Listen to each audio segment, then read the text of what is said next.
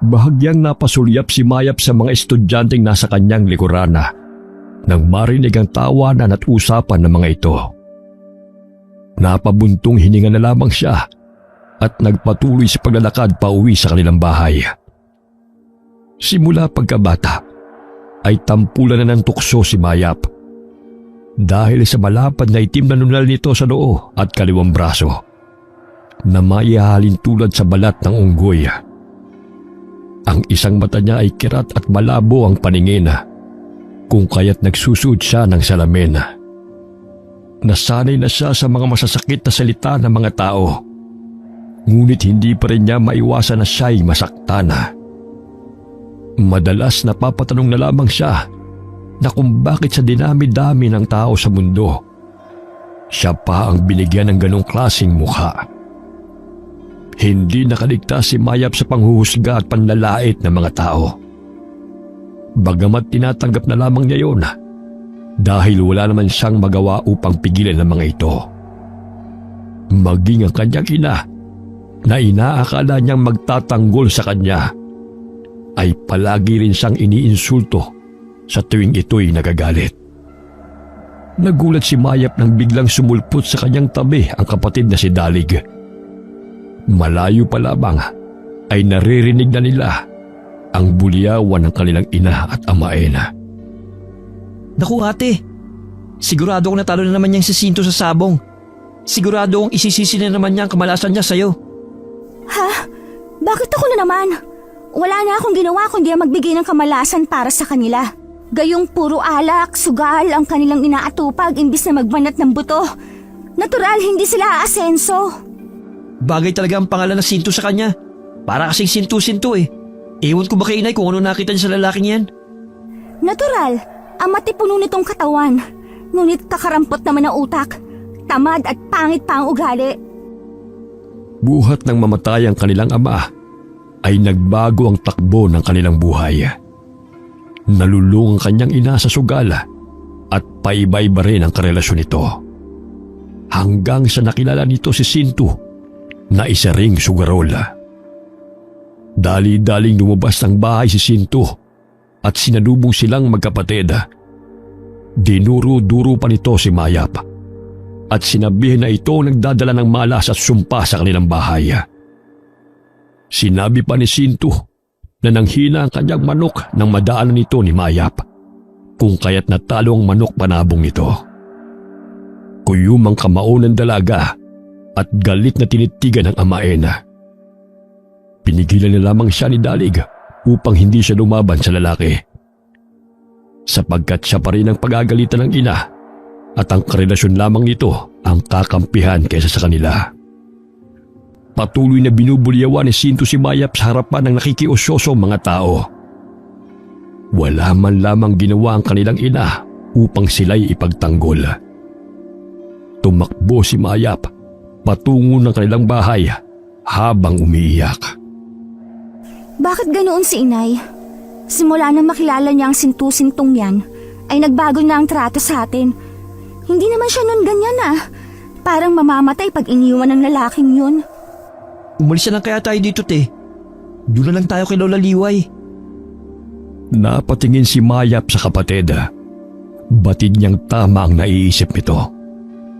Dahil sila na lamang ang gumagawa ng paraan upang makapagpatuloy sa pag-aaral, sa pamamagitan ng paglalabad at pagiging kargador tuwing walang pasok.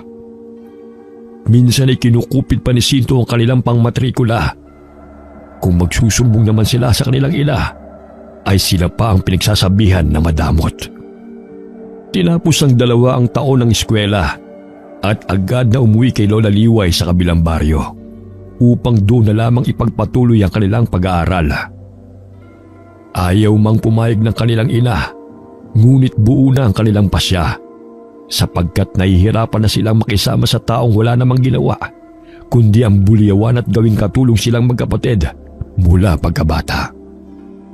50 minuto ang kanilang biyahe bago nakarating sa bayan na tinitirhan ni Lola Liway. Gising na, Dalig. Andito na tayo sa terminal. Mapungas-pungas na kinuha ni Dalig ang baga at sumunod sa kapatid pababa ng bus. Nakaagaw ng pansin kay Mayap ang mga kakaibang bato na ginawang kwintas at pulseras na binebenta ng matandang babae, kung kaya't kagad siyang bumili noon. Kinahiligan ni Mayap ang pag-iipon ng mga kakaibang mga bato. Pinag-aaralan din niya ang mga katangian ng mga agimat, anting-anting at mutya. Maging ang tradisyon at kultura ng mga tao sa daigdig. Gusto niya mag-aral ng antropolohiya, ngunit batid niyang mahal ang kursong yun. Kung kaya't nagbabasa na lamang muna siya ng mga libro upang madagdagan ang kanyang mga kaalaman tungkol sa mga mutya. Nagulat siya nang biglang hawakan ng matandang babae ang kanyang palada. Hinila nito ang kanyang kamay, ngunit mahigpit pa rin yung hinahawakan ng matanda. Nagtaka si Mayap dahil nakatingin ito sa kanyang palada at animoy binabasa nito ang kanyang kapalaran. Mag-ingat ka, Ineng, sapagkat may panganib na siyang susubok sa'yo. Ngunit maswerte ka sa mga bagay na iyong matatagpuan. Pangalagaan mo ito upang ika'y mailigtas mula sa kapahamakan. Matapos na sabihin yun ng matanda, ay agad naman itong binitiwan ng kamay ng dalaga. Ibinigay rin ito ang mga biniling kwintas at pulseras ni Mayap at agad na tumalikod. Dalig, narinig mo ba ang sinabi ng matandang babae? Ano ba yun? Napaismid si Mayap sa kapatid sapagkat akala niya'y nasa tabi lamang niya ito. Ngunit abala rin pala ito sa pagpili ng mga kain sa nagtitinda. Hindi na muling pinalam ni Mayap sa kapatid upang hindi na ito matakot pa. Walang pagsidlan sa tuwa si Lola Liway nang makita ang dalawa niyang apo mula sa bintana. Dali-dali niyang sinalubong ang mga ito at mahigpit na niyakap. Napansin rin niya ang lungkot sa mga mata ng dalawang apo, kung kaya't agad niyang inanyayahan ang mga ito upang pumasok sa kanyang bahay. Napaagay ata ang inyong bakasyon, mga apo. Mabutit hindi naghurumintado ang magaling ninyong ina dahil pumarito kayo. Ayaw na namin makasama pa ang karelasyon ni Inay. Wala nang ginawa kundi ang maglaseng, magsugal at bulyawan kami magkapatid. Kahit batid niyang nambababae ay ayos lang sa kanya. Dito na po kami sa inyo, kung ayos lang po, Lola. Abay, walang problema sa akin. Bukas ang aking tahanan para sa inyo. O siya, alam kong gutom kayo. Tamang-tama ang paksiw na aking isinasalang. Maya-maya lamang maluluto na yon. Namangha si Mayap sa mga isdang pinatutuyo ni Lola Liway na nakalatag sa mesang kawayan. Nang makita niya ang isda na may berdeng mata at asul na kulay sa loob, nilapitan niya ito. Pinisil niya ang mga mata ng katabing isda, ngunit hindi ito katulad sa malaholin na mata na kanyang nakita. Kinuha niya ito at inilagay sa maliit na telang sisidlana. Te, kakain na tayo. Tama na yung pagtitig sa mga isda. Baka mamaya magpalit pa kayo ng mukha. Che, isa ka pa. Alam mo, Dalig, may mutya na makukuha mula sa mga mata ng isda. Nagbibigay ito ng kakaibang kapangyarihan o mahika sa sino mang makakuha nito. Gutom lang yan, te. Saka gustuhan mo makapaghiganti sa sinto na yun. Kung ano-ano nang nasa imahinasyon mo. Di ka na, gutom na ako. Maingat na itinago ni Mayap ang nakuhang mata ng isda. Hindi siya nagkamali na isa yung mutya o agimat katulad ng nabasa niya sa libro. Malapit sa dalampasigan naninirahan si Lola Liway, kung kaya't ang pagtitinda ng mga isda sa merkado ang hanap buhay nito. Naging katuwang niya sina Mayap at Dalig, kung kaya't naging madali sa kanya ang gawain. Ngunit kahit saan magpunta si Mayap, ay hindi pa rin natigil na pag-usapan ng mga tao ang kanyang mukha. Tinatakpan na lamang niya ito ng bandana upang hindi matakot ang mga tao sa kanya. Nagimbal ang mga mamamayan sa baryo nang kumalat ang bali-balita sa natatagpo ang putol na bahagi ng katawan sa masusukal na lugar. Walang pagkakakilanlan. Nalalapit na rin ang pasukan kung kaya't nagdulot yun ng takot sa mga mag-aaral. May nakapagsabi na aswang ang may kagagawa noon.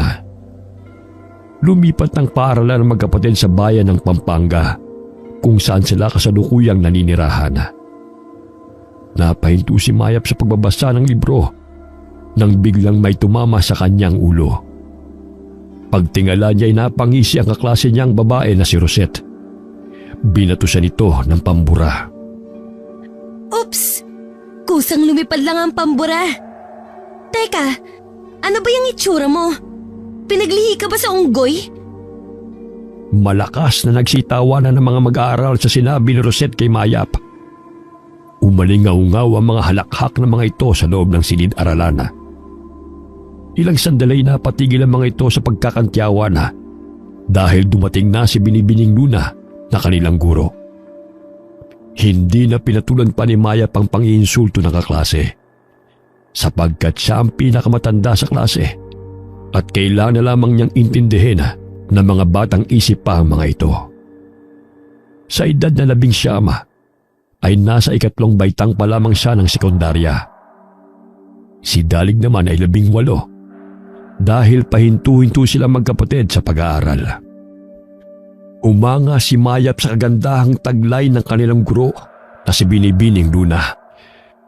Bagamat mahigit na 30 anyos na, ay wala pa itong asawa at mga anak.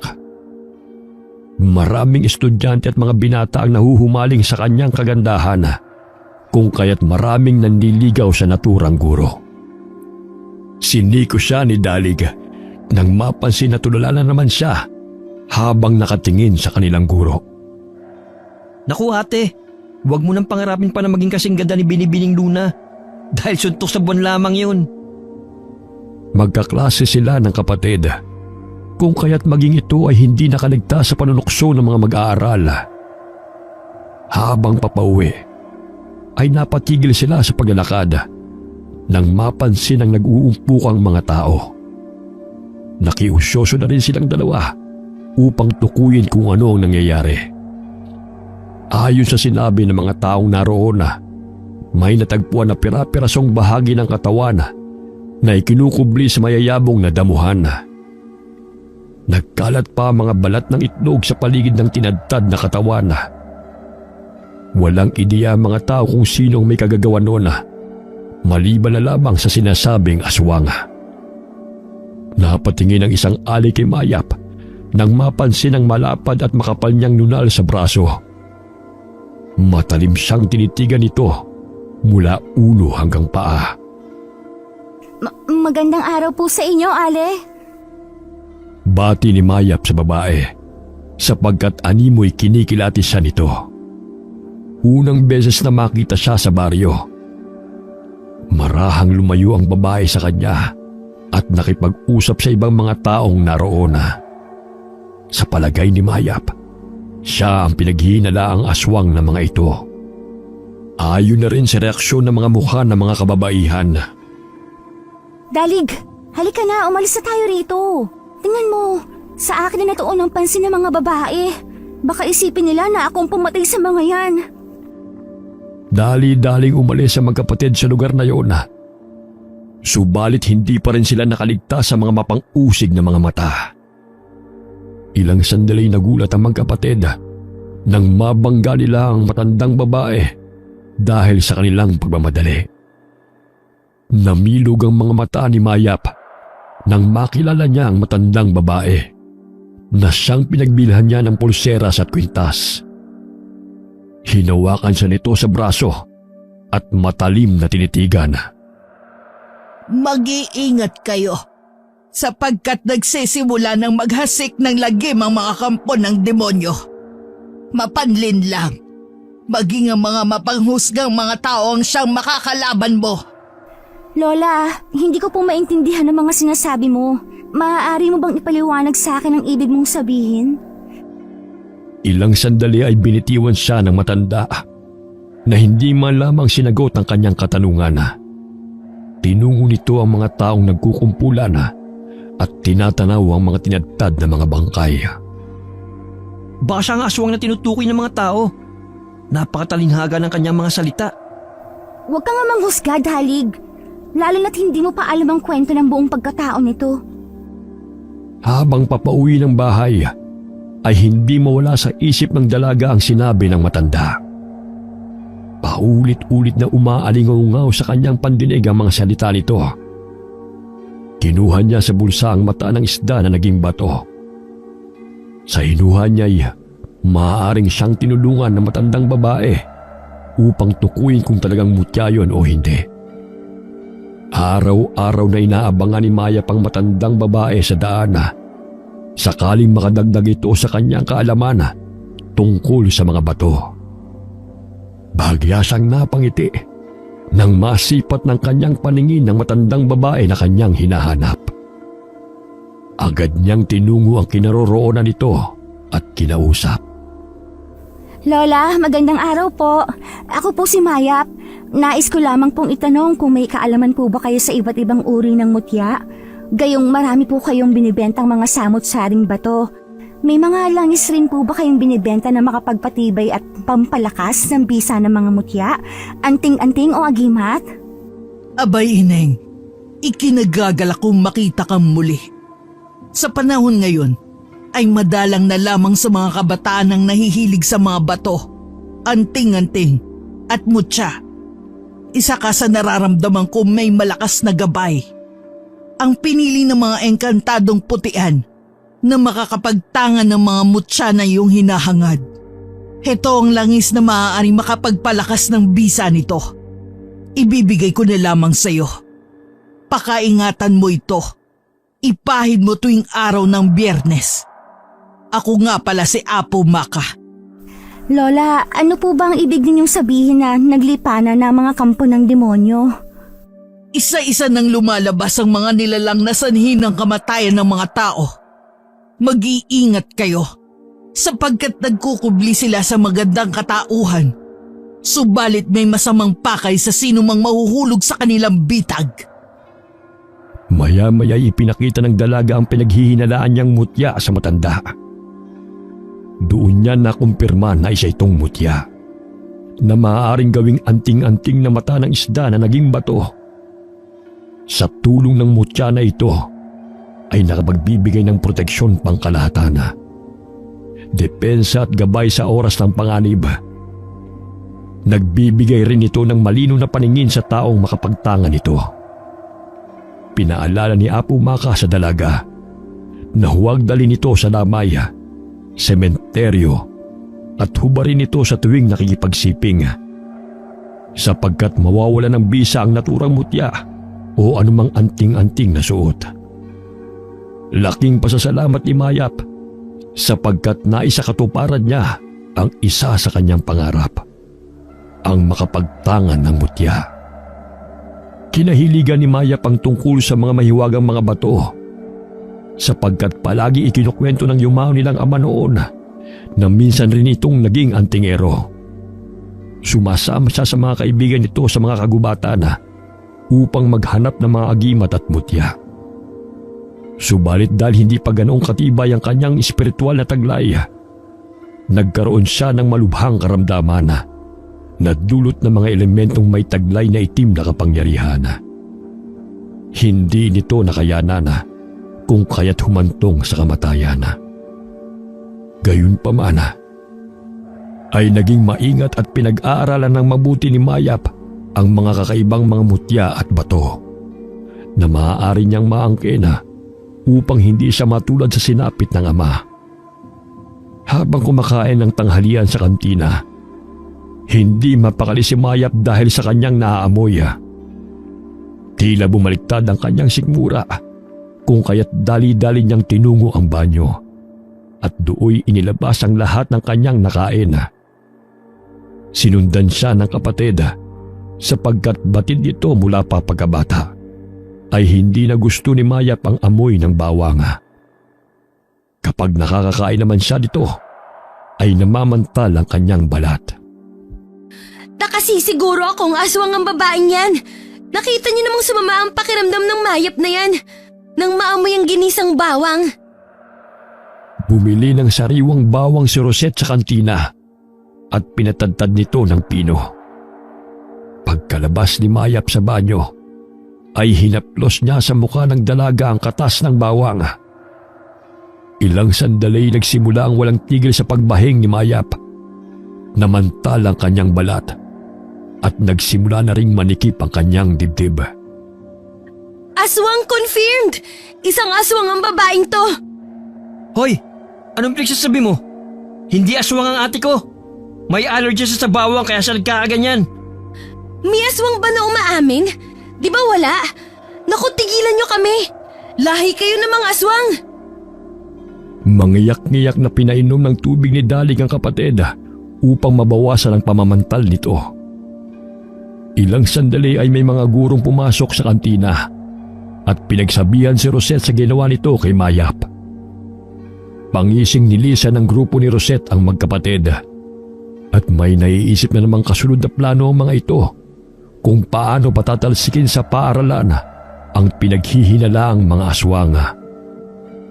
Umuwi ng bahay ng magang-maga ang mukha ni Mayap. Gayon na lamang ang pag-aalala ng kanilang lola. Naglaga ito ng luya. Ang tubig na pinaglagaan ay nilagyan niya ng kalamansi upang maibsan ang pamamaga ng mukha, labi at dila ng apo. Nakatutulong din ito sa pagpapagaling ng sipon. Wala talaga kasing sama ng mga tao, La. Wala naman po silang diferensya sa katawan, ngunit sa utak napakalaki ng kanilang kapansanan. Paano nga namang hindi ka mapagkakamalang aswang ate? Hindi normal ang itsura mo. Nakadagdag pa ang pagkakaroon mo ng allergy sa bawang na yan. Ayan tuloy, aswang confirmed daw sabi ng bruha. Pinunasan na lamang ni Dalig ang katawan ng kapatid. Noon pa man ay siya lamang ang kakampi nito. Maging ito'y nasasaktan sa pangiinsulto ng ibang tao kay Mayap. Naalala ni Mayap na araw yun ng Biyernes, kung kaya't kinuha niya ang langis na ibinigay ni Apo Maka sa kanya. Inilabas niya mula sa telang sisidla ng mutya at pinahiran yun ng langis. Mutya ng mata ng isda na naging bato. Naway gabayan at proteksyonan niyo po kami mula sa masasamang tao, elemento at panganib. Paulit-ulit na sambit ni Mayap habang pinapahira ng langis ang mutya. Ginawa niya itong kwintas upang gawing anting-anting. Simula noon ay palagi na niya itong dala. Sa di kalayuan ay may napansin ang dalaga na animoy naglalakad sa kadiliman. Sa pagkakataong yun ay luminaw ang paningin ng kirat niyang mata na nooy halos hindi makakita. Tumambad sa kanyang balinpataw ang isang babaeng buhaghagang buhok at may bitbit itong malaking itlog. Kinurap-kurap niya ang mga mata sa pag-aakalang namamalikmata lamang siya sa nakikita. Subalit nasisiguro niya na maaaring yun ang aswang na gumagala sa baryo at nang bibiktima ng mga tao. Dalig, halika dito, bilis! Nakita ko na ang aswang! Nasaan? Sa dilim niyan makikita mo pa bang tinuturo mo? Kailan pa ba luminaw ang mga mata mo? Ngayon lang. Ayun nga siya! Isang babae na animoy may daladalang itlog. Buhaghag ang kanyang buhok. Pakiwari ko may putol pa ang katawan nito. Hindi makita ni Dalig ang tinutukoy ng kapatid. Ilang sandali ay nawala na rin sa paningin ng dalaga ang nilalang na kanyang nakita. Ilang araw na hindi nakapasok ng eskwela si Mayap dahil sa namamaga pa rin ang kanyang labi at mukha. Kung kaya't si Dalig ang siyang naging tampulan ng tukso ng kanyang mga kaklase. Aba, may lakas pa ng loob ang aswang na pumasok sa eskwela. Mamaya kainin mo kami ng buo niyan. Bakit? Magpapakain ka ba? Ikaw lang ang gusto kong kainin eh. Yang matabil mong dila, ang sarap lang takan. Ang mapupula mong labi, nakakagigil sakmalin. Sabayin pa ng napakaganda mong pisngi, ang sarap hiwain. Salungat sa pag-uugali ni Mayap ang kapatid na si Dalig. Palaban at hindi basta-basta nagpapatalo sa mga taong nangiinsulto sa kanila. Maging sa kaanyuan ay malayo ito sa itsura ni Mayap. May makiisig na pangangatawan dahil batak sa pagiging kargador at mga gawain. Kayumanggi ang balat, ngunit mapapansin na kagandahang lalaki nito.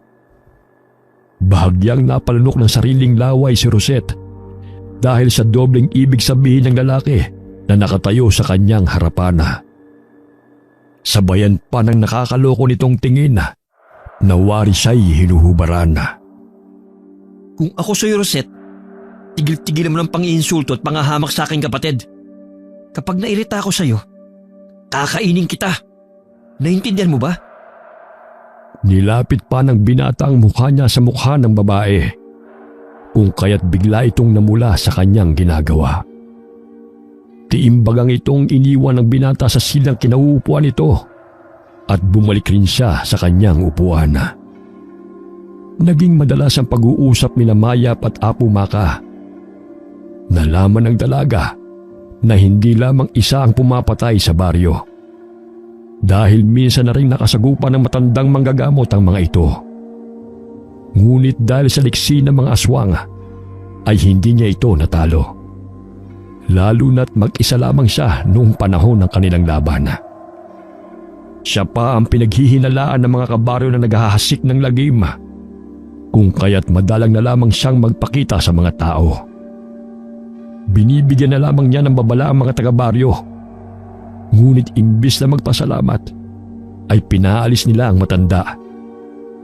Dahil sa madungoy sa mukha nito, pinaghihinalaan na aswang o di kaya'y baliw.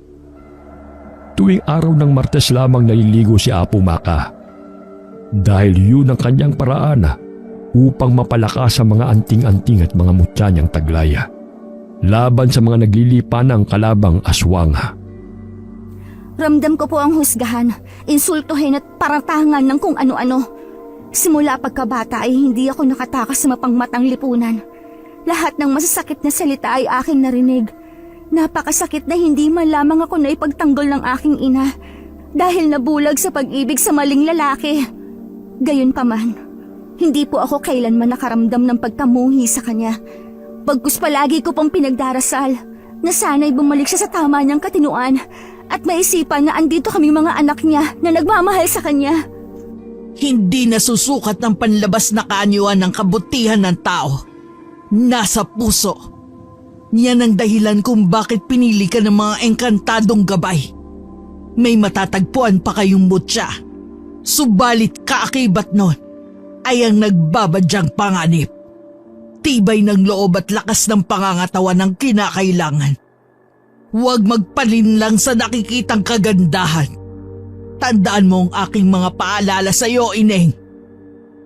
Nagpaalam si Apo Maka sa dalaga nang makita ang paparating na si Dalig. Masayang ibinalita ng binata sa kapatid ang paninindak nito kay Rosette, dahilan na matakot ito sa kanya. Nahinto ang masaya nilang usapan nang biglang hablutin ng isang ali ang banda ng nakatakip sa mukha ni Mayap at siya'y sinabunutan. Dahilan ng pagkagulat, nabitiwan niya ang basket na naglalaman ng mga panindang tuyong isda. Bitiwan niyo ako! Wala po akong kasalanan sa inyo! Nasasaktan na po ako, Ali! Naalala ni Dalig na yun ang babaeng matalim na nakatingin kay Mayap nung sila'y nakikiusyoso sa mga bangkay na natagpuan sa talahibana. Pilit niyang tinutulok ang babaeng sumusugod sa kanyang kapatid. Ilang sandali ay napaghiwalay rin niya ang dalawa. Maghuros dili po kayo. Hindi porket kakaibang itsura ay aswang na kaagad. Wala kayong pinagkaiba sa aswang na sinasabi nyo, sapagkat kayo mga panghusga ang siyang pumapatay sa damdamin ng mga katulad namin na gusto lamang mamuhay ng payapa. Ngunit iginiit ng babae na simula na makatungtong sa baryo si Mayap ay sunod-sunod na ang patayan at bangkay na natatagpuan sa baryo.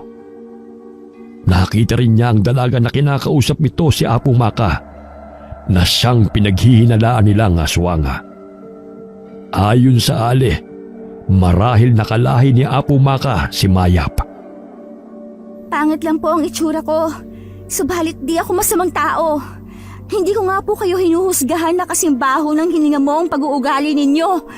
Sa kababantay ninyo ng aswang, hindi mo na naaalagaan yung sarili ninyo. Pag may oras po kayo, magsipilyo ng ngipin at maglinis din po ng katawan. Hindi yung pangit na itsura lamang ang palagi niyong nakikita.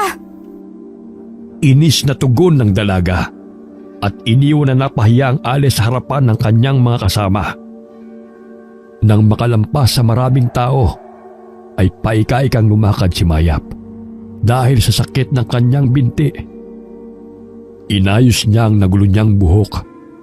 Nagtamo rin siya ng iilang galo sa pisngi at braso. Kung hindi dumating si Dalig, natitiyak niyang napuruhan na siya ng matabang babae. Lapitin siya ng away, ngunit tila isang superhero si Dalig na bigla na lamang sumusulpot upang siya'y ipagtanggol.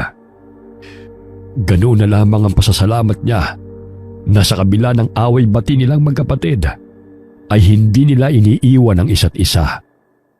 Magkaramay sila sa hirap at ginhawa. Kailangan damihan mong pagkain mo. Dahil marami ka pang mararanasan na sabunutan. Ay teka, bakit naglalako ka? Akala ko ba'y nagpapagaling ka sa bahay? Sayang naman kasi pag hindi ito maibenta. Isa pa, konti na lang naman ang pamamantal ko. Gusto ko rin namang makapagpahinga si Lola Liway. Hanip nga eh. Sa tuyong isda hindi ka allergic. Pero sa bawang parang mamamatay ka. Alam mo, siguro nga aswang ka. Napangiti na lamang si Mayap sa biro ng kapatid. Tinulungan siya nito sa paglalako ng mga tuyo. Sa di kalayuan ay tanaw nila si Binibining Luna. Maging si Dalig ay lihim na napahanga sa ganda ng guro. Ayon sa napagtanungan niya, ay wala pa itong natipuhan ni isa sa mga manliligaw nito. Nagkaroon ito ng nobyo, ngunit naglaho na lamang na parang bula. Kung kaya't matapos noon ay hindi na nagkaroon ng karelasyon ng kanilang guro. Kumaway ito sa kanila at napangiti.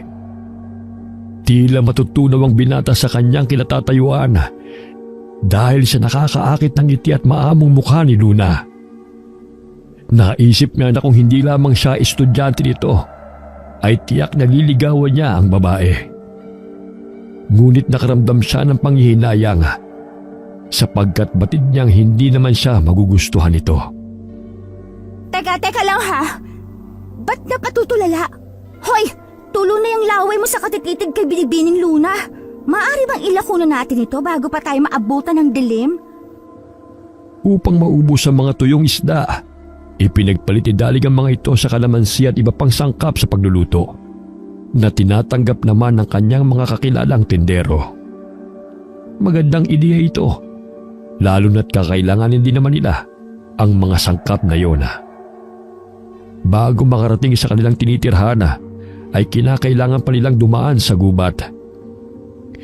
Inabot ng dilim ang magkapatid, kung kaya't dali-dali silang naglakad pa uwi sapagkat batid nilang hinihintay na sila ni Lola Liway.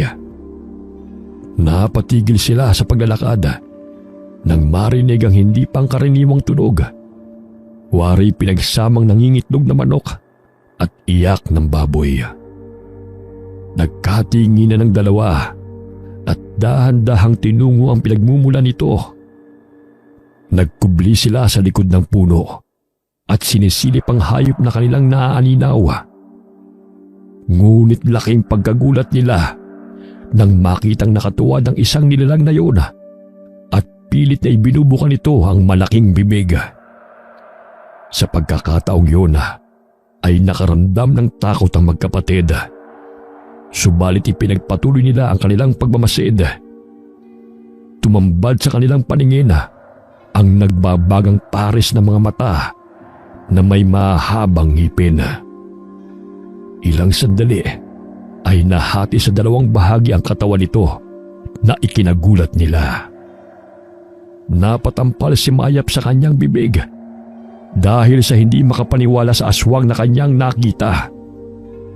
Iniluwa rin ng nilalang na yun ang dalawang malaking itlog mula sa bunganga nito. Ngayon ko lang nalaman na may nangingitlog na manananggal. Huwag kang maingay, baka marinig tayo. Ilang sandali ay napansin nilang napatingin ang aswang sa kanilang kinaroroonan. Ngunit pilit nilang ikinukubli ang kanilang katawan sa malaking ugat ng puno. Maya-maya'y pinagaspas nito ang malalapad niyang pakpak at dinala ang kalahating katawan at dalawang itlog na kanyang iniluwa. Isang uri ng aswang na tinatawag na mangkukutod. Katulad ito sa manananggal na nahahati ang katawan. Subalit ang kaibahan lamang ito sa pangkaraniwang manananggal ay nangingitlog ito. Kapag nabasag o napisa ang itlog, matatagpuan sa loob nito ang bahagi ng katawan ng kanyang mga nabiktima. Nang tuluyan ng makalayo ang mangkukutod na aswang, ay dali-dali silang kumaripas ng takbo pauwi ng kanilang bahay. Ngunit nakaagaw ng pansin kay Dalig ang suot na kwintas ng kanyang kapatid. Te, kumikinang ang bato sa iyong kwintas. Tignan mo oh. Hinaplos ni Maya pang mutya. Ilang sandali may naaninaw siyang lumilipad sa himpapawid patungo sa kanilang kinaroroonan. Biglang hinablot ng mangkukutod na aswang si Dalig upang dagitin. Subalit buong lakas na hinila ni Maya pang kapatid at naalala ang kalamansi at dayap na naroon sa kanilang basket. Kumuha ng kapirasong kalamansi si Mayap at isinilid sa bulsa ng kapatid. Ate! Huwag mo kang bitawan! Pakiusap! Ayoko pang mamatay! Habang dinadagdagan ni Mayap ng kalamansi ang bulsa ng pantalon ni Dalig, napapansin niyang pababa ang lipad ng mangkukutod na aswang. Animoy pabigat din ang katawan ni Dalig. Naalala niya ang sinabi ng kanyang ama upang maiwasan na madagit ng mga masasamang nilalang ay palagi itong nagbabaon ng kalamansi. Dahil mabigat yun sa mga aswang kagaya rin ng barya. Napansin ni Mayap na nahihirapan ang mangkukutod na aswang sa paghila kay Dalig. Kung kaya't nagkaroon siya ng pagkakataon na makadampot ng sanga. Binali niya yun at pinahira ng katas ng kalamansi. Bitiwan mo ang kapatid ko! Sigaw ng dalaga. Sabay tusok ng sanga sa dibdib ng mangkukutod na aswang. Tinusok-tusok ito ng paulit-ulit ni Mayap gamit ang sanga hanggang sa mapuruhan ng aswang sa braso. Pumalahaw ito nang bumao ng sanga sa kalamnan nito, dahilan para mabitiwan ito ang kanyang biktima. Pinagaspas nito ang mga pakpak at patuloy na lumipad palayo sa himpapawid. Muntik na akong malapan ng aswang, ate. Sadyang totoo sila. Ayos ka lang ba? May masakit ba sa'yo? Umiiyak na niyakap ni Maya pang kapatid at inalalayan nitong tumayo. Ilang sandali pa at unti-unting humina ang pagkinang ng mutya na suot ni Mayap. Ate, tingnan mo. Tumigil na sa pagkislap ang mutya. Sa palagay ko, sa tuwing may kalaban at ikay nasa panganib, nagbibigay ito ng babala. Marahil ganoon na nga. Nararamdaman ko rin na naging malinaw ang aking paningin sa kadiliman. Isa sa taglay na ibinibigay ng mata ng isda na naging bato. Kumahango silang dalawa ng pumanhik sa kanilang bahay at do'y nakatulog na sa paghihintay sa kanila si Lola Liway. Kinabukasan, maagang pumasok sa paaralan ng magkapatid. Tanging tingin na lamang na mag-aaral ang kanilang napapansin. Hindi na tinutukso ng mga estudyante si Mayap ng harap-harapan. Meron pa ring nanlalait sa kanya, ngunit tanging bulungan na lamang ang kanilang naririnig. Sa takot na kainin sila ng inaakalang aswang na magkapatid. Lumiban sa klase si Binibining Luna. Ayon na rin sa kaibigan nitong guro, masama ang pakiramdam nito, kung kaya't kinakailangan niyang magpahinga. Ikinalungkot ni Dalig ang balitang yon dahil hindi niya nasilayan ang babaeng nagpapatibok ng kanyang puso. Tila isang himala na hindi na ako tinutokso ng rosette na yan. Epektibo ang pananakot mo, ha? Hindi nila alam na takot ka rin sa aswang. Shh! Huwag ka maingay. Takot kasi kakainin ko siya ng buhay. Nagtawanan ng magkapatid sa kanilang kapilyuhan. Ilang sandali ay may pumasok na matandang guro. Nakakatakot ang striktong mukha nito, kung kaya't naging tahimik ang mga mag-aaral hanggang sa matapos ang klase. Hindi nakaligtas sa paningin ni Mayap ang sugat sa braso ng ginanga. Naalala niya na doon banda niya nasugatan ng aswang na kanilang nakasagupa. Pinilig-pilig niya ang kanyang ulo Sa isipin na nagkataon lamang yun. Sinilip niya ang kwintas sa kanyang baga. Hindi naman niya nakitang kumislap ito, kung kaya't mali ang kanyang hinala. Tumunog ang batingaw, senyales na tapos na ang klase. Oras ang tanghalian kung kaya't agad silang pumunta sa kantina. Nang buksan niya ang kanyang bag upang kunin ang kanin, namilog ang kanyang mga mata nang mapansin na kumikislap ang mutya sa kanyang kwintas. Ngunit sino? Sa dami ng taong narito. Marahil isa sa mga nandito ay aswang. Ilang sandali ay tumigil sa pagkinang ang mutya ng isda na naging bato. Palinga-linga siya sa paligid upang tukuyin kung sinong may kahina-hinalang kilos. Ngunit wala siyang napansin. Isang linggo na lamang ay darating na ang undas. Tradisyon ni Lola Liway na linisin ang puntod ng kanyang asawa at anak ng maaga, bago dumami ang mga taong bumibisita sa sementeryo. Matatagpuan ang sementeryo sa liblib na baryo sa gitna ng gubat. Dahil dito, madalang lamang sa isang taon na bumibisita ang mga pamilya ng mga yumao, sapagkat nakakatakot ang lugar at mahirap ang daan patungo roon. Lola, kami na lamang po ang maglilinis doon. Dumito ka na lamang muna at bibisita na lamang tayong muli. Masama pa naman ang pakiramdam mo ngayon. Walang nagawa si Lola Liway kundi ang sundin ang sinabi ng kanyang mga apo. Napakaswerte niya sa dalawang apo dahil mababait at masisipag ang mga ito. Nang makarating sa sementeryo ay wala pa silang nakikitang ibang tao roon. Tanging mayayabong na mga damo at mga baging na nakapalibot sa mga puntod ang bumungad sa kanila.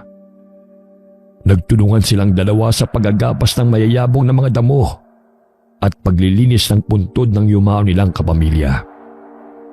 Maya-maya'y umihip ang malakas na hangin na siyang nagpatayo ng balahibo ng magkapatid.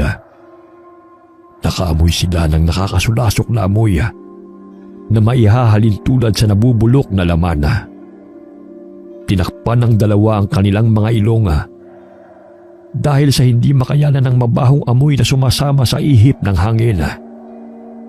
Hinanap nila sa mga puntod, subalit wala silang nakita. Maging sa paligid ng mga nitso, sakaling may hinukay roon dahilan ng mabahong amoy. Nilibot ko na ang paligid at inisa-isa ko lang tignan ng mga puntod. Wala naman akong nakita na nabubulok na hayop o hinukay na bangkay. Ay, nakakapagod. Pinahid ni Dalig ang mga pawis na pumapatak mula sa kanyang noo. Napansin niya si Mayap na lumalakad palayo na ng sementeryo, patungo ng kasukalan. Tumakbo siya sa kinaroroonan ng kapatid. Sinusundan nito ang pinagmumula ng nakakasulasok na amoy hanggang sa marating nila ang masikot, madilim at nakakatakot na parte ng gubat. Te, bumalik na tayo sa sementeryo. Baka may mga masasamang espiritu naninirahan at mabulabog pa natin. Matulad pa tayo kay tatay. Alam mo bang sa mga masikot na gubat matatagpuan ang mga bertud at mga agimat? Maaaring dito rin tinatapon ng mangkukutod na aswang ang kanyang mga biktima. Ayaw magpapigil ni Mayap kung kaya't hindi siya iniwan ng kapatid kahit gusto na nitong umalis sa naturang lugar. Namilog ang mga mata ni Mayap nang maaninaw ang isang malaking bulaklak na mahigit 1 metro ang lapad nito. Rafliza, ito ang pinagmumula ng nakakasulasok na amoy. Batid mo ba, Dalig, na may taglay itong mutya o bertud na maaari nating gawing anting-anting? Alam mo, te, sa kakahumaling mo sa mga bato para ka ng antingera. Mapano pa tayo niyan? Halika na, ang baho na eh. Tumalikod si Dalig upang bumalik ng sementeryo. Subalit napansin niyang hindi sumusunod sa kanya ang kapatid. Bagkus nagpatuloy pa ito sa paglapit sa bulaklak na Rafflesia. Napabuntong hininga na lamang si Dalig at muling binalikan ng kapatid. Namangha si Mayap sa bulaklak na Rafflesia. Hinawakan niya ito at napansin na may 2 matigas na bato sa ibabaw nito. Marahan niyang kinuha ang mga bato. Naisip niya na yun ang mutya na taglay ng kakaibang bulaklak. Ayon na rin sa kanyang nabasa, ang Rafflesia ay isang vascular na bulaklak. Wala itong dahon, tangkay at chlorophyll. Mahigit 11 kilo ang bigat nito. Tumutubo ang Rafflesia sa kagubatan kung saan may engkantadong tagabantay. Ate, ngayon ako nakakita ng ganitong klaseng bulaklak. Ngunit bakit napakabaho nito? Tinatawag ito ng mga tao na bangkay na halaman dahil sa kanyang mabahong amoy. Bagamat maraming matutuklasan na taglay na kapangyarihan ng mutya na galing sa bulaklak na ito. Maging si Dalig ay namangha sa mutya na nakuha ng kapatid. Kulay dalanda na may pula sa gitna nito. Napatigil sila sa pag-uusap nang mapansin ang isang lalaki na nakaupo habang nakaharap sa kanila. Dali-dali nilang itinago ang mutya na nakuha sa bulaklak ng Rafflesia. Ngunit laking pagtataka nila nang biglang nawala ang bulaklak sa kanilang tabi. Lumakad pabalik ng sementeryo ang magkapatid. Subalit napatigil sila sa paglalakad nang bigla na lamang humarang ang lalaki sa kanilang harapan. Napangisi ito at malakas na hinataw si Dalig gamit ang sanga ng puno. Sandali lang, Manong. Ano po bang kasalanan namin sa inyo? Patuloy na umilag ang magkapatid sa pag-atake ng lalaki. Naningkit ang mga mata ni Mayap dahil sa inis. Gamit ng karet ay iwinasiwas niya ito sa harapan ng lalaki at natamaan ito sa pisngi. Ano po ba ang problema ninyo? Tigilan mo kami kung ayaw mong tagtarin kita nito! Itinaas ni Mayap ang karet nang bahagyang tumigil ang lalaki sa pagsugod sa kanila. Ngunit sinabi nito na ibigay ng magkapatid sa kanya ang batong kanilang nakuha sa mahiwagang bulaklak. Sinugod silang muli ng lalaki habang nakangisi. Bagamat nagtulungan ng magkapatid sa pag-aatake sa hindi kilalang lalaki, kung kaya't nagpagulong-gulong ito pababa ng damuhan. Pasuray-suray itong bumangon. Mababanag ang pagkainis sa mukha nito bago tumakbo palayo sa magkapatid. Lihim siyang sinundan ng magkapatid hanggang sa sumapit ang dilim. Sa hinuha nila'y yun ay isa sa mangkukutod na aswang na pumapatay sa mga tao. Sa tingin ko nasa panganib tayo. Dala mo bang mutya ng mata ng isda? Iniwan ko sa bahay dahil manghihina ang bisa niyon pag dinala sa sementeryo. Tanging langis lamang ang dala ko ngayon. Di ba't may natagpuan tayong bertod ng Rafflesia? Pahiram mo kaya ng langis. Baka sakaling lumakas ang bisa at matulungan tayo nito. Agad na pinatakan ng langis ni Mayap ang bato na nakuha sa Rafflesia. Pinunit niya ang itim na bandana at inilagay niya roon. Sabay sambit ng mga katagang itinuro sa kanya ni Apo Maka upang lumakas ang bisa ng mga mutya.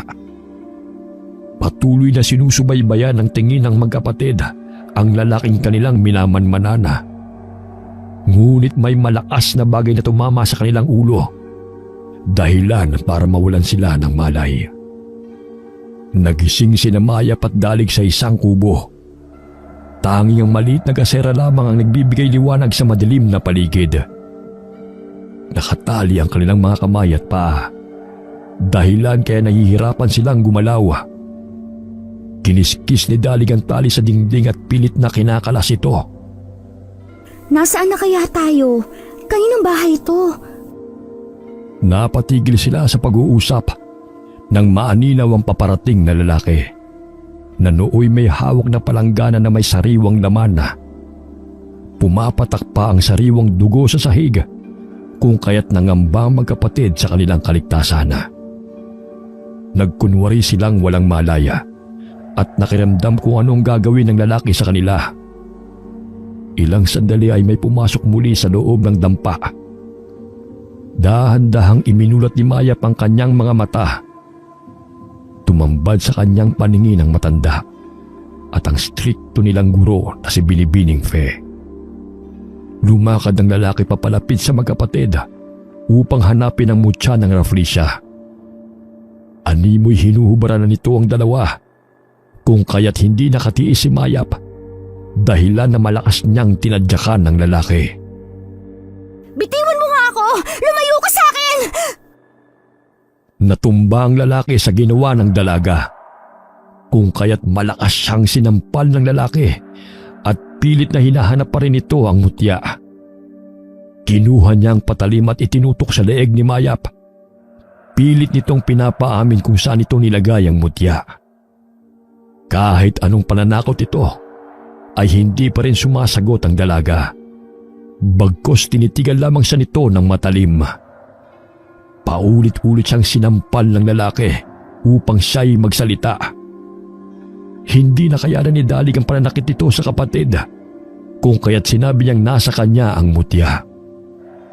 Napangisi ang lalaki at natuon ang pansin nito sa binata. Kinapkapan siya nitong muli habang matalim na nakatingin lamang sa kanila ang kanilang guro na si Fe. Hindi sila nagkamali na mga aswang ang mga taong kanilang kaharap dahil sa lansa ng amoy ng bahay at mga bahid ng dugo sa loob noon. Paano kung may bibigay sa yung mutya gayon nakatali ako? Kaligan mo muna ako at kusa akong ibibigay sa iyo. Pinatayo siya ng lalaki, bagamat nakatali pa rin ang mga kamay at paa. Inisa-isa ang bulsa ng kanyang pantalon at damit, ngunit hindi pa rin natagpuan ng lalaki ang hinahanap nito. Dahil sa inis ay tuluyan na nitong hinubad ang suot na pantalon ni Dalig.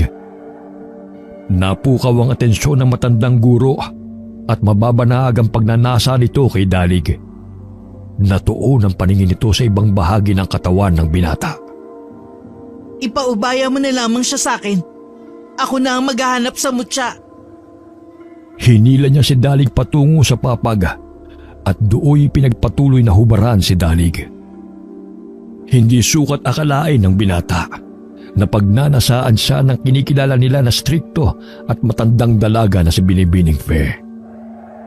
Hinahaplos ni Fe ang matipunong dibdib ng binata dahilan na makaramdam si Dalig ng pagkairita. Bitiwan mo nga ako! Nakakadiri ka! Matagal na kitang nagugustuhan. Hindi man kita nakuha noon. Titiyakin kong magiging aking ka na ngayon. Ayoko sa matandang katulad mo! Lalo na napatunayan kong isa kang aswang! Wala ka nang magagawa. Maswerte ka pa nga at bubuhayin pa kita. Ngunit kapalit nun, ang paligayahin ako. Ang kapatid mo lamang ang aking papatayin dahil wala naman siyang silbi. Pahalakhak na tugon ng guro. Malakas siyang tinadyakan ni Dalig dahilan na napasandal si Fe sa dingding. Nagkaroon ng pagkakataon na makuha ng binata ang kutsilyo na nasa ibabaw ng mesa. Gamit noon ay tinanggal niya ang tali sa kanyang mga kamay at paa. Nilapitan siya ng lalaki nang makitang nakalas sa mga tali.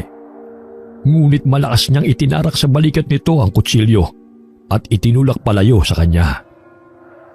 Naramdaman ng binata ang kakaibang lakas na nananalaytay sa kanyang katawan. Wari niya ay marahil yun ang bisa ng tanga ng mutya ng Rafflesia na ibinigay ni Mayap. Kaya ganun na lamang ang kagustuhan ng mga mangkukutod na aswang na kunin ang mutya, sapagkat nagtataglay ito ng depensa pangkalahatan, nagbibigay ng lakas, liksi, at may kabal at kunat rin itong taglay na hindi matatabla ng anumang sandata kung mababasbasa ng magaling na manggagamot. Maging ang mga aswang ay hinihintay ang pagsibol ng mga agimat upang magkaroon ng mahabang buhay at maging pananggalang sa kanilang mga kalaban. Napabuntong hininga si Mayap nang lumuwag ang tali sa kanyang kamay at inalis ang tali sa kanyang mga paa. Tinulungan niya si Dalig sa dalawang taong umaatake sa kapatid. Dapat ikaw ang nagtuturo ng magandang asal, maging modelo sa mga mag-aaral. Ngunit bakit ikaw pang naghahasik ng lagim at pumapatay ng mga tao?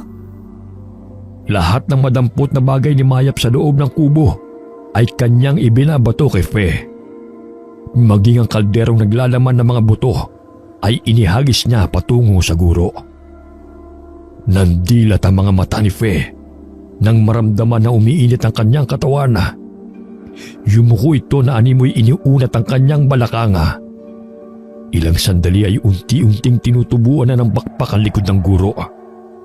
At nagbago ang anyo nito bilang isang mangkukutod na aswang. Nahati ang katawan ng guro kung kaya't bahagyang napatras si Mayap sa kanyang kinatatayuan. Hindi ako nagkamali sa aking hinala. Ikaw ang aswang na gustong kumuha kay Dalig. Maaaring sa mga nawawalang mga mag-aaral sa paaralan na ikaw ang sanhi. Hindi ko kasalanan na hindi ninyo ginagamit ang inyong utak. Mga mangmang, ang dali ninyong mauto, kapalit ng mataas na grado. Naalala ni Mayap na may kaklase sila na binagsak ni Binibining Fe dahil hindi nakapagpasa ng proyekto at palaging lumiliban sa eskwela. Pumunta sila sa guro upang magtanong kung anong maaari nilang gawin upang maipasa ang asignaturang science. Matapos noon ay hindi na nila nakita ang dalawa. Narinig lamang niya sa kumakalat na balita na ang dalawa nilang kaklase ay nagtanan. Ikaw ang dahilan ng pagkawala ni na Russell at Linda? Pinatay mo rin ba sila? Huwag kang mag-alala, makakasama mo rin sila. Pinagaspas nito ang pakpak upang lapitan si Mayap. Ngunit mabilis na dinampot ng dalagang gasera sa ibabaw ng mesa. Buong lakas na inihagis ni Mayap sa mangkukutod na aswang na nasa harap niya. Nang mabasag ang bote ng gasera sa ulo nito, nasunog ang buhaghag nitong buhok. Aligagang pinapatay ng aswang ang apoy na nagliliyab sa kanyang ulo. Nagkaroon ng pagkakataon si Mayap na sugurin ng aswanga gamit ang mga pinuto na sanga ng kahoy. Paulit-ulit niyang hinampas ang mangkukutod na aswanga, dahilan para hindi na ito makalipad pa ng maayos dahil sa pinsala nito sa kanyang pakpak. Nakita ni Mayap ang pasuray-suray na lumalakad na ibabang bahagi ng katawan ng mangkukutod na aswanga. Hinalukay niya yon gamit ang mga sanga ng kahoy. Sabay nun ay malakas na palahaw ng aswanga. Walang yakang bata ka, tigilan mo yan! Pilit nitong pinapagaspas muli ang kanyang mga pakpak. Ngunit walang awang itinarak ng dalagang sanga sa kanyang mata. Napatras sa mangkukutod na aswanga na sapu-sapu ang dugo ang mata. Hindi pa nakontento si Mayap. Tinusok niyang muli ang kabilang mata ng aswanga upang tuluyan na itong mabulag at hindi na makapangbiktima pa. Hindi mawari ng magkapatid ang lakas ng kanilang katawan habang nakikipaglaban sa dalawang aswanga. Nang makita ng lalaki ang nangyari sa kasamang mangkukutod na aswanga, ay tumakbo ito palayo sa magkapatid. Ngunit laking gulat niya nang bigla siyang bumangga kay Apo Maka. Saan ka pupunta? Dito lamang pala kayo nagtatago na magkapatid. Sa pagkakataong ito, ay nagkamali kayo sa inyong nabiktima. Mababanaag ang takot sa mukha ng lalaki nang makita ang matandang manggagamot. Kinuha ni Apo Maka ang tansong patalim at inundayan ng saksak ang aswanga. Pasinok-sinok na inilabas ng mangkukutod na aswang ang mahaba niyang dila at sa dulo nito ay may itim na bato. Kinuha yun ni Apo Maka at dinurog upang wala nang makakuha pa nito. Ang itim na batong ito ay mutya na tangan ng mga aswang. Ito ang dahilan kung bakit minsan ay hindi mo nararamdaman ang kanilang presensya sa tuwing sila ay normal na tao. Marunong silang magtago ng kanilang enerhiya sa pamamagitan nito. Pumunta si Apo Maka sa sementeryo upang bisitahin ang namayapa niyang anak. Tuwing gabi siya bumibisita upang walang sino mang tao ang makakita sa kanya. Pinatay ng mga aswang ang kanyang asawa at kaisa-isang anak. 30 taon na ang nakakalipas. Kung kaya't gano'n na lamang ang kanyang kagustuhan na mahanap ang mga aswanga upang maipaghiganti ang pagkamatay ng kanyang mag-ama. Yun din ang dahilan kung bakit niya tinanggap ang basbas ng kanyang mga magulang upang sumunod sa yapak ng mga ito na maging isang manggagamot at maging tagapagmana ng mga mutya at agimat na pagmamay-ari ng kanyang mga magulang. Habang naglalakad sa kadiliman, ay narinig niya ang sigawan sa kubo, kung kaya't dali-daling tinungo ang munting dampa na yon. Nakita siya ni Dalig at Mayap, kung kaya't nilapitan siya ng mga ito, habang pilit na tumatakas sa mangkukutod na aswang na guro. Inihagis ni Apo Maka ang patalim patungo sa mangkukutod na aswang. Tumama yun sa kanyang ulo, kung kaya't agad itong bumulagta sa lupa. Asintado! Ang galing niyo po, Lola! Sa kabila ng katandaan ay malakas at malinaw pa rin ang mga mata ng matanda. Ayon sa kanya ay ginagabayan siya ng kanyang mga gabay na hindi nakikita ng pangkaraniwang mga tao. Kinuha ni Apo Maka ang supot sa kanyang bulsa. Binudburan niya ng abo at pinatakan ng langis ang tumitibok-tibok pa na laman ng ibabang bahagi ng katawan ng mangkukutod. Ilang sandali ay bumula ito at biglang natumba. Natitiyak nilang patay na ang aswang na yon. Laking pasasalamat ng magkapatid sa pagdating ni Apo Maka. Nilibot nila ang paligid ng kubo upang siyasatin kung may ibang biktima pang itinatago ang dalawang mangkukutod na aswang. Nasipat nilang magkapatid ang malaking itlog na nakahanay sa ibabaw ng mga tuyong damo. Hinawakan niyo ni Dalig, ngunit laking gulat ang binata nang biglang mapisa ang itlog. Bumungad sa kanilang paningin ang putol na ulo ni Russell sa loob nito. Napatampal sa bibig si Mayap dahil sa pagkabigla. Inisa-isa nilang binasag ang mga itlog na naroon at natuklasan nila na ang mga laman ng itlog ay ang mga bahagi ng katawan ng mga biktima. Karamihan sa mga ito ay lalaki at mag-aaral sa paaralan kung saan nag-aaral ang magkapatid. Ang aswang na si Fe ay mahilig sa mga batang lalaki. Madalas niyang biktima yung mga birhen.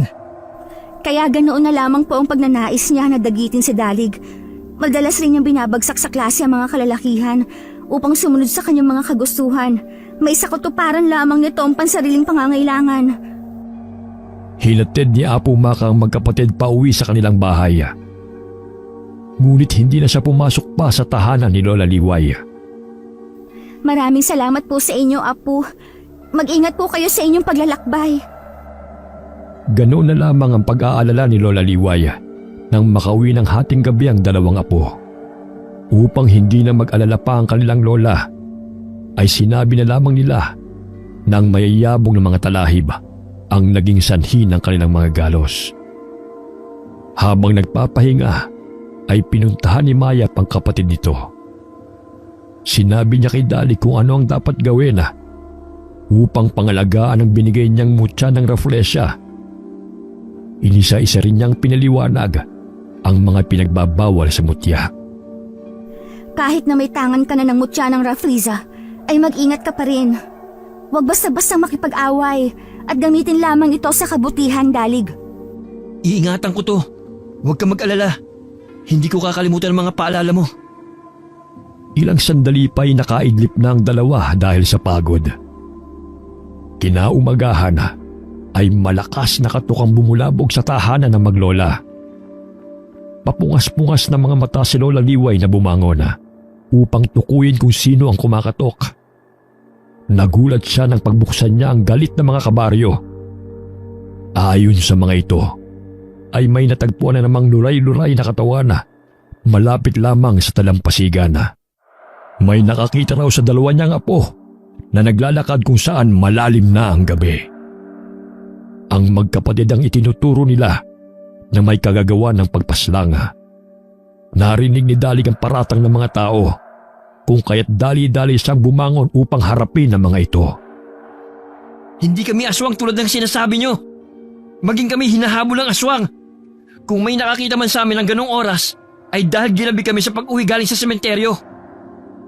Kahit anong paliwanag ni Lola Liway at ng magkapatid, ay galit pa rin sa kanila ang mga tao. Kung kaya't pinasok na nila ang tahanan ni Lola Liway at kinaladkad ang magkapatid palabas doon. Umiiyak na nagmamakaawa si Lola Liway upang tumigil na ang mga tao sa pananakit sa kanyang mga apo. Inutusan niya ang dalawa na tumakas bago pa sila mapatay ng mga ito. Hinihingal habang tumatakbo ang magkapatid. Hindi nila alam kung saan sila paroroon. Naisip ni Maya si Apo Maka na siyang makakatulong sa kanila. Inaabangan nila ang matanda sa daan kung saan nila ito palaging nakikita. Ngunit hindi ito napadaan ng araw na yun. Pansamantala silang nanirahan sa loob ng gubat upang magtago sa mga taong naghahanap sa kanila. Hindi na rin nakabalik ng paaralan ng magkapatid. Araw-araw silang nagbabaka sakali na makitang muli si Apo Maka. Habang nakaupo sa gilid ng daan, may dumang sasakyan, sakay ang iilan sa kanilang mga kaklase. Sa hinuhay niya ay bibisitahin ng mga ito ang kanilang guro na si Binibining Luna, sapagkat hindi pa rin ito nakakabalik sa pagtuturo. Ate, maaari ba natin puntahan si Binibining Luna? Kahit makita lang natin siya at malaman kung anong nangyari sa kanya. Dahil sa pagpupumilit ni Dalig, wala nang nagawa ang kapatid kundi ang pumayag sa kagustuhan nito. Pinara nila ang truck na napadaan. Nakisuyo sila sa driver na kung maaari makisakay silang magkapatid. Hindi nagdalawang isip ang matandang driver sa pakiusap ng dalawa sa kanya. Kinakausap pa nito ang magkapatid habang binabaybay nila ang daan. Manong, dito na lamang po kami. Maraming salamat po sa tulong ninyo. Bago sila makababa ng sasakyan, ay binigyan pa sila ng driver ng saging na karga ng truck nito. Mag-iingat po kayo, Manong. Kumaway ang magkapatid sa driver habang ito'y papalayo. Tinahak ni Mayap at Dalig ang masukal na gubat patungo sa baryong tinitirhan ni Binibining Luna. Iilan lamang ang pamamahay na kanilang nadaanan bago makarating sa bahay ng kanilang guro. Paano kayo nakakain ni Binibining Luna na manirahan sa ganitong klaseng lugar? Malayo sa mga tao. Pag sumigaw ka rito, walang makakarinig sa'yo eh. Napansin nila ang mga kaklase na pumasok sa bahay ng guro. Biglang may sumulpot na babae sa likuran ni Mayap at hinawakan ang kamay niya. Sinabi ng babae na huwag na silang tumuloy sa bahay na yun dahil baka sila'y mapahamak. Pagkasabi nun ay agad na tumakbo ang madungis na babae palayo. Dalig, huwag na kaya tayong tumuloy. Nararamdaman kong mapanganib ang lugar nito. Ngayon pa ba tayo aatras? Nandito na tayo eh. May mutya tayong dala na magliligtas sa atin kung sakali nasa panganib tayo. Kaya huwag ka na mangamba pa.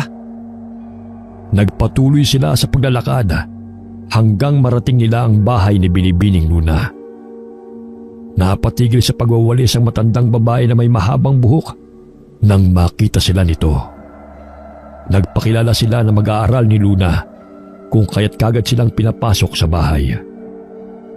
Nagulat si Rosette nang makita sina Dalig at Mayap doon. Inirapan niya ang dalawa at pasalampak na napaupo. Sa dinami-dami ng araw na maaaring bisitahin si Binibining Luna, sumabay pa kayo sa amin? Inis na naibulalas ng babae. Hindi na pinatulan pa ni Mayap ang mataray na kaklase, kung kaya't kagad na lamang niyang hinanap kung nasaan ang kanilang guro. Sa gayon ay makauwi na sila kaagad. Lumabas ng kwarto si Luna. Mapapansin ang matamlay niyang kilos. Ngunit may pananabik na makita ang kanyang mga estudyante. Agad na nilapitan ni Dalig ang guro at ibinigay ang bulaklak na kinuha niya sa kanyang baga. Maging si Mayap ay hindi alam na may tinatago pala itong sorpresa sa kanilang guro. Napangiti si Luna nang tanggapin ang bulaklak. Aba, may pabulaklak ka pang nalalaman ha? Pinitas ko lang naman niya kanina sa daan eh. Nangingislap ang mga mata ng binata habang sinisilayan ang maamong ganda ng guro. Lumulubog na ang araw kung kaya't inaya na ni Mayap ang kapatid na bumalik na sa kanilang tinitirhana. Animoy narinig ni Luna ang bulungan ng magkapatid. Dumitilim na. Siguradong aabutan kayo ng gabi sa daan. Bukas na lang kayo umuwi. Tsaka marami pa tayong pag-uusapan, di ba? Pumayag sina Rosette at mga kasamahan nito, maliban na lamang kay Mayap. Te, bukas na lang tayo umuwi. Wala rin naman tayo masasakyan dahil gabi ni. Tahimik na umupo na lamang si Mayap malapit sa bintana. Nakaramdam siya ng kaba nang mapansin ang iilang mga taong nakamasid sa bahay ng guro. Maya-maya'y umalis din ang mga ito. Ngunit pakiwari ni Mayap ay may masamang balak ang mga ito sa kanila. Ayon kay Luna, hindi siya nakabalik ng paaralan dahil may sakit siya sa puso. Dahilan na hindi siya maaaring mapagod. Kinakailangan niyang magpagaling bago makapagturo muli. Naghain ng hapunan ng ina ni Luna. Ngunit hindi nakayanan ni Mayap ang lansanon maging ng kanyang mga kaklase. Pasensya na kayo. Dahil ganyan lang talaga magluto si Inang. Malasado. Sandali lang. Ipapaluto ko sa kanya ulit. Ayos lang po. Tila mahilig po kayo sa kinilaw at dinuguan? Ay oo. Paborito ko ang kinilaw, dinuguan at inihaw. Bukas sasabihin ko kay Inang na ipag-ihaw kayo. Tanging saging na lamang ang kinain ni Mayap at Dalig, kung kaya't na po na yon ni Luna. Huwag niyo na po silang alalahanin. Mahilig naman talaga sila sa saging. May lahing unggoy po kasi. Nagsitawanan ng grupo ni Luna, ngunit hinayaan lamang siya ni Mayap. Matapos kumain ay dinala ni Luna ang mga estudyante sa kani-kanilang matutulugan.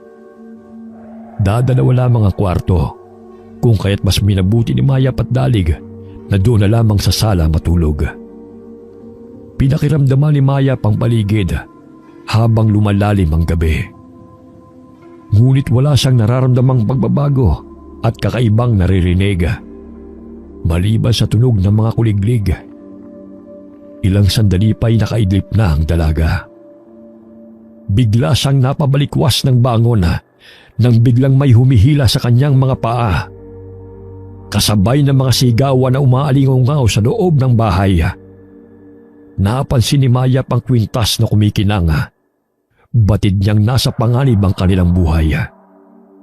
Naaaninaw niya na isa-isa silang sinasalakay ng mga mangkukutod na aswang. Tinapa niya ang maliit na kutsilyo na yari sa tanso na nakatago sa kanyang bewang. Itinarak niya yun sa kamay ng humihila sa kanya. Batid niyang nasugatan niya ito, dahilan na siya'y mabitiwan. Gumapang siya upang hanapin ang kapatid, ngunit wala na ito sa kanyang tabi. Pilit na binubuksan ni Mayap ang bintana habang abala ang mga mangkukutod na aswang sa pagsugod sa kanyang mga kaklase. Sa gayon ay makalabas sila roon. Buong lakas niyang sinipa ang kawayang bintana, kung kaya't nasira niya ito.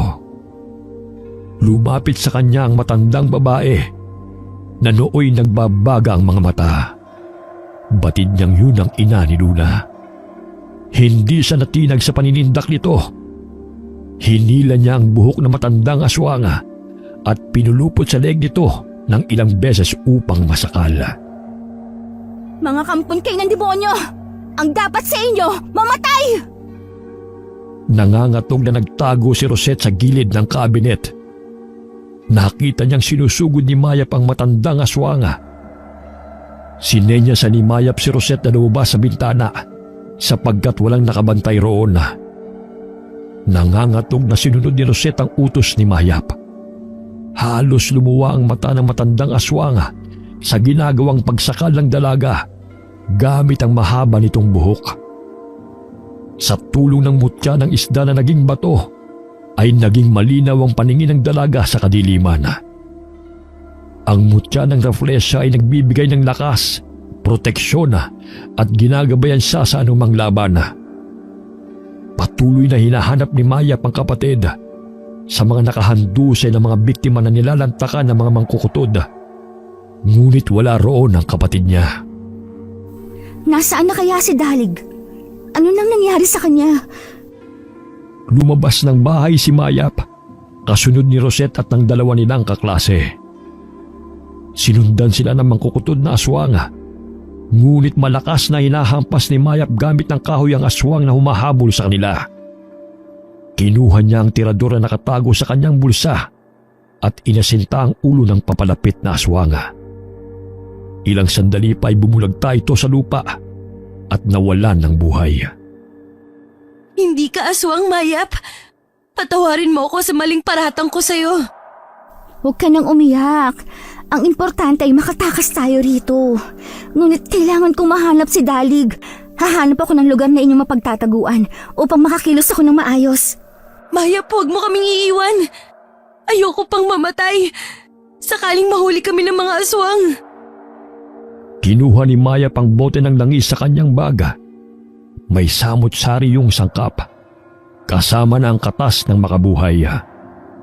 Inutusan niya sina Rosette na iaplos ang langis na kanyang ibinigay sa buong katawan nila upang hindi sila atakihin ng mga aswang. Nagkubli sina Rosette sa mayayabong na talahib, habang si Mayap ay patuloy sa paghahanap kay Dalig. May natanaw siyang kubo sa di kalayuan sa bahay ni Luna.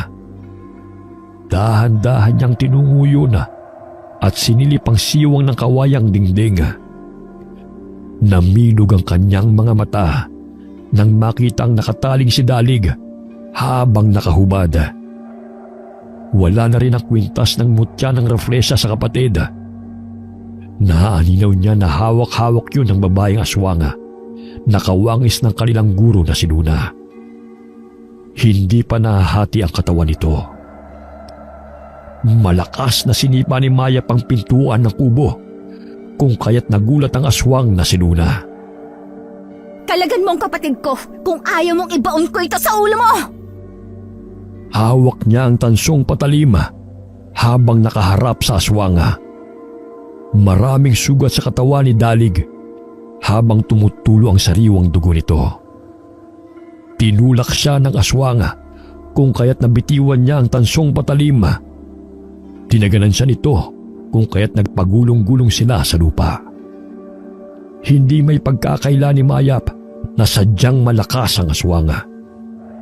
Ngunit batid niyang ginagabayan siya ng mga puti ang gabay, kung kaya't nananalaytay sa kanyang katawan ang lakas na taglay ng mga mutya na kanyang tangan. Pilit na ibinabaon ng mangkukutod na aswang ang matalim nitong kuko sa leeg ni Mayap. Ngunit gano'n na lamang ang pagsangga ng dalaga. Ilang sandali malakas na hampas ang dumapo sa ulo ng aswang. Napasulyap ito sa taong may kagagawan sa kanya. Nanginginig na napaatras si Rosette dahil sa takot sa aswang. Nabaling muli ang pansin nito kay Mayap. Ngunit ibinuhos ng dalagang langis na may sangkap na makabuhay sa mukha ng aswang, dahilan para mabitiwan siya nito at malakas na bumalahaw. Hindi mawari ng aswang ang kati ng kanyang mukha, maging ng buo niyang katawan. Pilit niyang hinahablot si Mayap, ngunit hindi niya ito mahawakan dahil sa lumabo ang kanyang paningin. Ilang sandali inasinta ni Mayap ang noo ni Luna gamit ang tirador na may tansong bala. Bumaon ang bala sa noo ng aswang nilang guro. Ilang sandali pa'y bumulagta ito sa lupa hanggang sa malagutan ng hininga. Humanga ako sa'yo, ngunit sa likod ng maamot napakabait mo muka ay may lihim ka palang tinatago. Lumapit si Rosette kay Mayap dahil sa hindi makapaniwala sa lakas ng dalaga. Bakit nakayanan mong patayin ng mga aswang? Bakit ang lakas mo? Tibayan mo lamang ang iyong loob. Tiyak matatalo mo ang mga kalaban. Naalala ni Mayap ang kapatid. Awang-awa siya nang makita ang mga sugat nito sa katawan. Binihisan niya ang kapatid at inalalayan. May nangyari ba sa inyo? Ate, inakit niya ako eh. Hindi ako nakatiis. Kung kaya't may namagitan sa amin dalawa. Ilang beses ko bang sasabihin sa'yo na hindi yun maaaring suotin kapag Hindi na itinuloy ni Mayap ang sasabihin. Imbis na magalit sa kapatid, ay niyakap na lamang niya ito. Hayaan mo na yon. Ang importante, buhay ka, Dalig. Nakuha man niya ang mutya, ngunit wala namang bisa. Sa susunod, wag basta-basta pairali ng puso. Gamitin mo rin ang iyong utak upang hindi ka mapahamak. Tinulungan ni Rosette si Mayap upang buhatin si Dalig. Dahil sa malaki ang pangangatawan nito, ay nahirapan silang dalawa. Naaaninaw ni Mayap na papalapit sa kanilang kinaroroonan ng 3 makukutod na mga aswang. Pinagaspas ng mga ito ang kanilang mga pakpak. Ganun na lamang ang iyak ni Rosette at ang dalawa niyang kasama. Isa-isang inasinta ni Mayap ang mga mangkukutod, ngunit iniilagan lamang nila ang mga bala. Nabahala ang dalaga na makapa na 2 bala na lamang ang naroon sa kanyang bulsa, kaya't kinakailangan niyang matamaan ang kanyang mga kalaban. Diyos na makapangyarihan, naway iligtas po ninyo kami mula sa masasamang nilalang. Dinggin ang aking panalangin, mutya ng aking tangan, naway gabayan ng mga putihang gabay. Paulit-ulit na dasal ni Mayap. Pumalahaw ang isang mangkukutod na aswang nang matamaan ang katawan nito ng sunod-sunod na bala. Bahagyang napangiti si Mayap nang maaninaw si Apo Maka na inaasinta ang kanyang mga kalaban. Isa-isang bumagsak sa lupa ang mga mangkukutod na aswang habang nangingisay. Lumapit si Apo Maka sa kanila at kinuhang bote ng langis na may halamang sangkap. Hinaplos yun sa sugat ng binata. Pinagod niyo ko mga bata. Batid kong nasa panganib ang inyong buhay, kaya sinundan ko kayo. Ilang sandali pa'y may narinig silang pumapagaspas. Pinapasok silang muli ni Apo Maka sa kubo at inutusan na isarado ang pintuan. Maya-maya'y naaaninaw nila na may isa pang mangkukutod na aswang na sumugod sa matandang manggagamot. Hinarap siya ni Apo Maka, ngunit tumilapo ng matandang manggagamot nang matamaan siya ng malapad na pakpak nito. Rosette, maaari bang bantayan mo si Dalig? Lalabas ako upang hanapin ang kalahating katawan ng aswang na yan. Natitiyak kong malapit lamang dito yon. Dahan-dahang lumabas ng kubo si Mayap at hinanap sa talahiban ng kalahating katawan na mangkukutod. Hinawi niya ang mga talahib hanggang sa makita niya ang maraming itlog doon. Nabasag ang isang itlog. Nagulat siya nang makita ang ulo ng amain sa loob noon. Hindi makapaniwala si Mayap sa kanyang nasaksihan na maging si Sinto ay nabiktima ng mangkukutod. Nagpatuloy siya sa paghahanap sa talahiban hanggang sa marinig niya ang mga kaluskos. Maya-maya'y natagpuan niya ang kalahating katawan ng mangkukutod na kalaban ni Apo Maka. Pinatakan niya yun ng langis ng makabuhay na sangkap. Sa tuwing parami ng parami ang kanyang pinapatak, ay palakas naman ang palahaw ng aswang. Hindi may kubli ang galit ni Mayap sa mga aswang na siyang nagpahamak sa kanilang magkapatid. Ang siyang dahilan ng pag-awalay nila kay Lola Liway. Dahil sa inyo, muntik na mamatay ang aking kapatid. Wala kayong puwang sa mundo. Hindi na dapat kayo nabubuhay pa. Malakas na itinarak ni Apo Maka ang tansong patalim sa dibdib ng mangkukutod na aswang. Unti-unti itong nanghina at dilat ang mga matang nawalan ng buhay. Ang lahat ng itim na bato na inilabas ng mga aswang ay tinipo ni Apo Maka at nilusaw sa pamamagitan ng apoy. Sa gayon ay wala nang makakakuha nito para gamitin sa kasamaan. Sumapit ang umaga na hindi nakatulog sina Mayap. Laking pagsisisi ni Rosette sa ginawa niya noon kay Mayap. Sana mabigyan mo ako ng pagkakataon na itama ang pagkakamali ko. Gayong napatunayan ko na hindi ka aswang. Patawarin mo ako, Mayap. Sino ba ako para hindi ka patawarin? Lahat naman tayo deserve ng second chance, hindi ba? Ang importante ay may natutunan tayo sa ating mga pagkakamali. Nagtulungan sina Mayap at Rosette upang akayin si Dalig. Nag-abang sila ng masasakyang pauwi sa kanilang tinitirhan. Sa tulong ni Rosette at ng dalawa niyang kaibigan, nalaman kung sino ang tunay na naghahasik ng lagim sa baryo. Ang gurong sina Luna, Fe at ang pamilya ng mga ito. Inihatid ni Apo Maka sina Maya at Dalig sa tirahan ni Lola Liway. Nagulat ito nang makita ang matandang manggagamot. Matapos na maihiga si Dalig sa silid nito, ay mahigpit na yakap ang iginawad nito kay Apo Maka. Mangiyak-ngiyak niyang kinausap ang matanda. Nalaman ni Mayap na si Apo Maka ay nakatatandang kapatid ni Lola Liway. Ang tunay na pangalan niya ay Ligaya.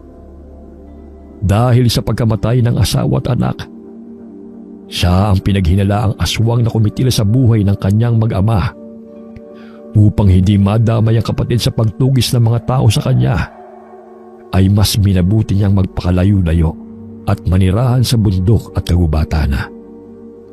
Ilang dekada ring hindi nagpakita si Apo Maka kay Lola Liway. Ngunit lingid sa kaalaman ni Lola, lihim siyang binibisita ni Apo Maka at sinisilayan mula sa malayo. Ang pagkakaroon ng malapad na nunal ni Mayap ay namana niya sa kanyang Lola Ligaya, o mas kilalang Apo Maka, na isa ring antingera. Wakas.